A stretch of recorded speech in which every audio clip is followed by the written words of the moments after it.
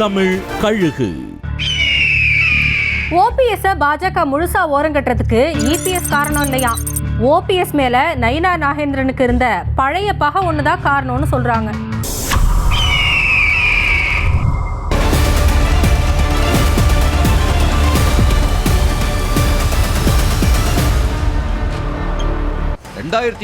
ஜெயலலிதா 2வது முறையா முதலமைச்சரான போது நயினார் நாகேந்திரன் அப்ப முதல் முறையா எம்எல்ஏ ஆகியிருந்தாரு.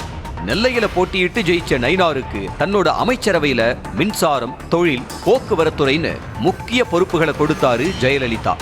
அப்போ கட்சியில பல சீனியர்கள் இருந்தாலும் நயினாருக்கு ஸ்பெஷல் அந்தஸ்து கொடுக்கப்பட்டுச்சு. இது அப்போ இருந்த பல அதிமுக தலைவர்களுக்கு பிடிக்காம இருந்துச்சு. அதுல ஒருத்தரா ஓபிஎஸ் இருந்தாரு. இவரும் அப்போதான் முதல் முறையா எம்எல்ஏவாக்கி அமைச்சராகி இருந்தாரு. ஓபிஎஸ்க்கு சசிகலா, தினகரனோட முழு சப்போர்ட் இருந்துச்சு. கூடவே நயினாரும் ஓபிஎஸும் ஒரே சமூகத்தை சேர்ந்தவங்க அப்படிங்கறதுனால அந்த சமூகத்துல யாருக்கு செல்வாக்கு அப்படிங்கிற போட்டியும் உள்ளுக்குள்ள ஓடிட்டு இருந்தது. நயினார கட்சியில வளர விட்டா தனக்கு எதிர்காலம் இருக்காதுங்கிறத மனசுல வச்சு அவருக்கு எதிரா சில காரியங்களை சசிகலா சப்போர்ட்டோட ஓபிஎஸ் செஞ்சுதா சொல்றாங்க.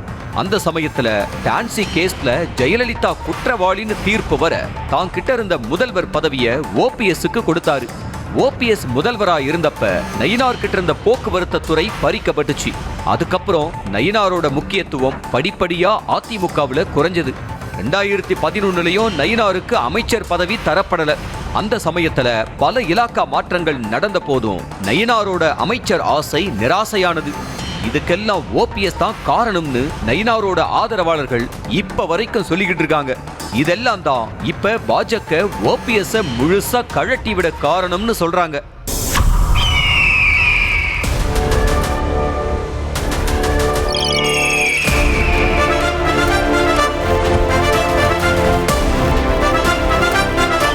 நியூஸ் தமிழ் கழுகு.